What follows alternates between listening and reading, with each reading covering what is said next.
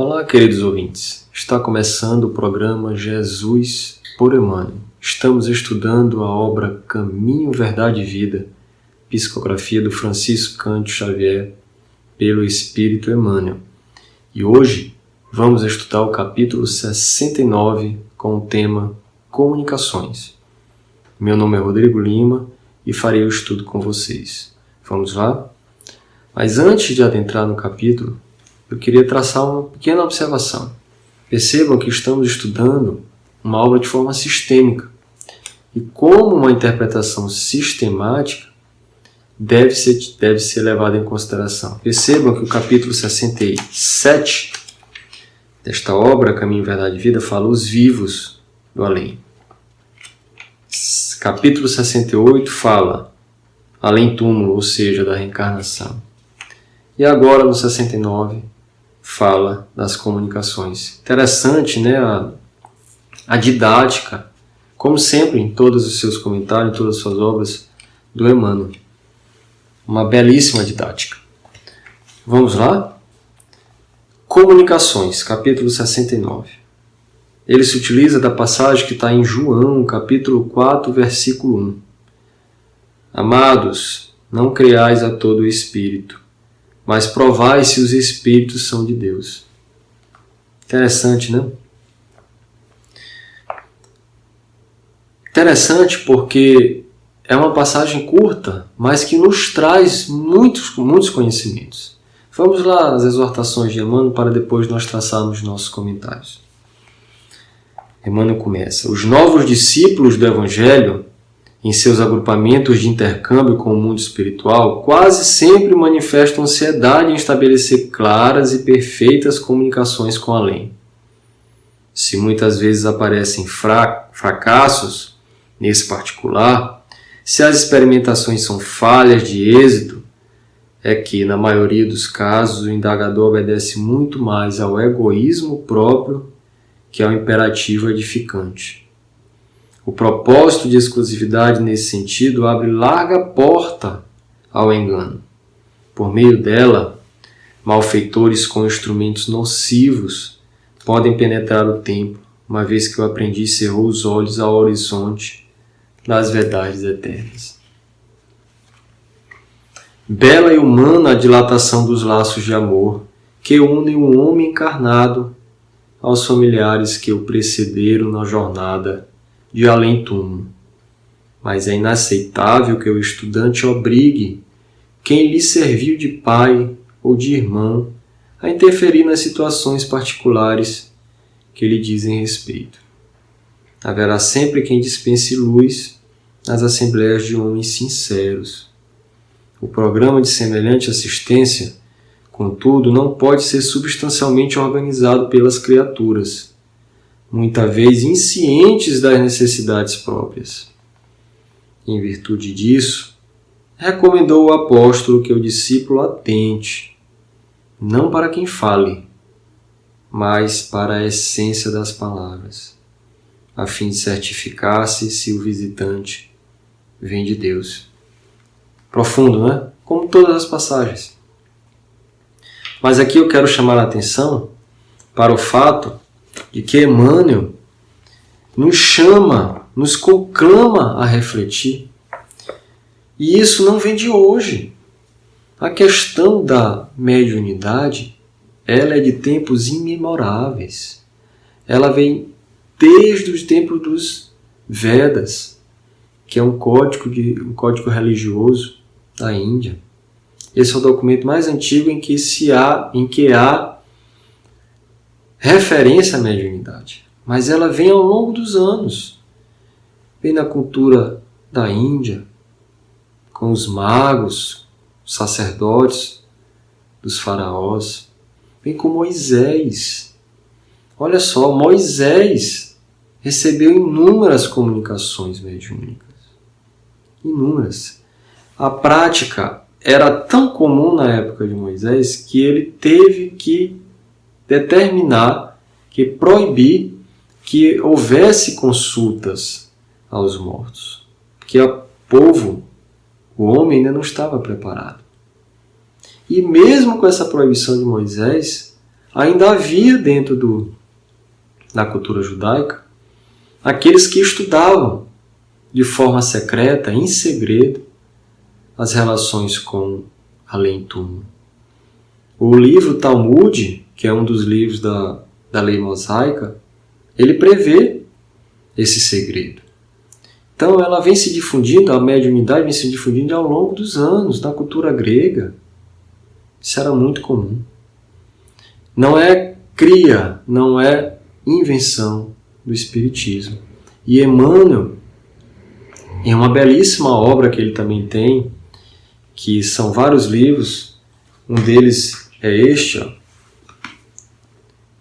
o Evangelho por Emmanuel, que ele comenta os evangelhos da Bíblia, ele nos chama essa atenção. Quando ele comenta um outro capítulo também de João, no capítulo 6, versículo 26, ensinando que desde os tempos de Jesus Cristo, as pessoas já procuravam, já iam em busca dos círculos religiosos com afã de provas do céu, de fatos. Ele nos ensina, ele nos lembra que os católicos sempre buscam um milagre. Os espíritas, fenômenos. E os protestantes, experiência. E eu digo mais, nós não precisamos disso. Nenhum de nós precisamos dessas provas. Porque os sinais, eles estão ao nosso redor todos os dias. Problema, o cerne da questão não é ver, não é palpar, não é presenciar, mas sim ter a compreensão, o discernimento, o entendimento, de saber receber, de como receber, de compreender esse intercâmbio espiritual. Frequentemente, os médiuns são assediados por todas as religiões, por todos aqueles que procuram sinais da vida espiritual. Mas é imprescindível para nós, aprendizes da Boa Nova, cristãos, tendenciosos a seguir os ensinamentos de Jesus, que nos perguntemos, antes de procurarmos uma prova, nos perguntemos no nosso íntimo, conversando com Jesus: e tu, mestre? O que me dizes com relação a isto, com relação a aquele problema, a algo que está me importunando? Teremos essa resposta. De uma forma ou de outra nós teremos. No intercâmbio com o invisível, que é o que Emmanuel quer nos chamar a atenção neste capítulo, nós devemos nos preocupar, nos precavermos dos charlatões, dos falsos médiuns, dos adivinhadores, que muitas das vezes eles mesmos não compreendem que estão sendo obsidiados, assediados, estão longe da verdade.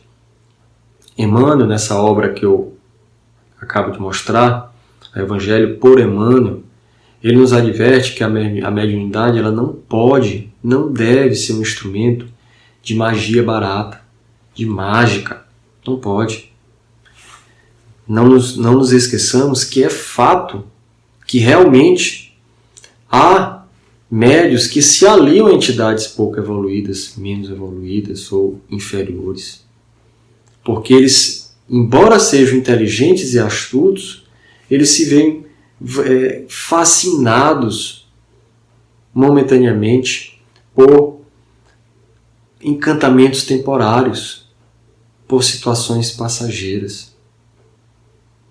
A tarefa mediúnica deve ser lembrada que ela é destinada única e exclusivamente para o bem. Devemos fazer o bem. Os médiuns nada mais são do que intérpretes do além-túmulo. Servem de ligação do encarnado com o desencarnado. Eles têm essa tarefa de trazer a todos nós o alimento espiritual. E isso tanto para pobres quanto para ricos. Kardec, ele compara os médiuns que têm apenas a aparência de bons, porque não produzem algo concreto, com a figueira. Aquela figueira narrada na parábola da figueira, em que Jesus faz um comentário ao final que se ela não produzir, que ela seja cortada. Por que ele faz essa metáfora, esse comparativo? Lá no livro O Evangelho segundo o Espiritismo, capítulo 19, item 10, ele nos ensina que muitos desses médiuns, eles são bons oradores, eles nos falam com fala mansa, agradável aos ouvidos, mas não tem solidez, não tem um conteúdo bondoso, não tem um intuito de ajudar. Ele fala lá que são árvores com folhas, mas sem frutos. E Deus lhes retirará esse dom. Assim como a figueira que não produz será cortada. Mas por que será retirado esse dom? Porque afinal, meus amigos, como tudo na vida, a faculdade mediúnica também está sujeita à lei do progresso. Também está sujeita à lei do progresso. Tudo é uma lei natural. Essas exortações de Emmanuel, ela nos convida a refletirmos, principalmente quando algum familiar, algum ente querido, desencarna primeiro do que nós. Muitas das vezes procuramos uma conversa, seja por psicofonia, por psicografia, pedindo auxílio para resolver uma questão pessoal. Quanto de nós não conhecemos alguém que já fez isso? Precisamos, antes de procurar alguém, saber se esse Espírito que nos fala é de Deus. Mas esse se é de Deus não é ao pé da letra, porque todos os Espíritos são criados por Deus. Mas se esse Espírito é dotado de uma bondade, de um interesse de ajudar. 2 pontos podem ser levados em consideração para saber se é de Deus. Primeiro, a cobrança. Se algum médium cobrar, desconfie. A cobrança, ela é o primeiro sinal que não há um espírito dotado de uma bondade. Por quê? O próprio Allan Kardec, no Evangelho segundo o Espiritismo, no capítulo 26, item 7, ele nos ensina que os médiuns, assim como os apóstolos, não podem cobrar, não podem receber por algo que ganharam de graça, que receberam de graça. A mediunidade é um dom que vem de graça e deve ser passada de graça. Tanto é que ela ocorre tanto em ricos como pobres, porque Jesus quer dar o alimento espiritual para todos, independente de valor. Outro ponto que devemos ter em consideração são os conteúdos, porque o espírito superior, o espírito de boa vontade, ele não se comunica para nos retirar, nos eximir do esforço. Muito pelo contrário. Afinal, a própria oração do Pai Nosso diz: nos livre do mal, não do trabalho. Talvez, que eu posso relatar para vocês, o mais sensato é que esperemos. Se for de nosso mérito, se for de nosso proveito, receberemos essa comunicação. Seja por intermédio de uma intuição, de uma prece, de um sonho, ou de uma reunião mediúnica. E uma reunião mediúnica realizada à luz da doutrina espírita, à luz de ensinamentos da doutrina espírita. Não é à toa que Allan Kardec escreveu o Livro dos Médiuns. Leon Denis, na obra No Invisível, dedicou quase que 1/3 de sua obra a falar dos perigos da mediunidade.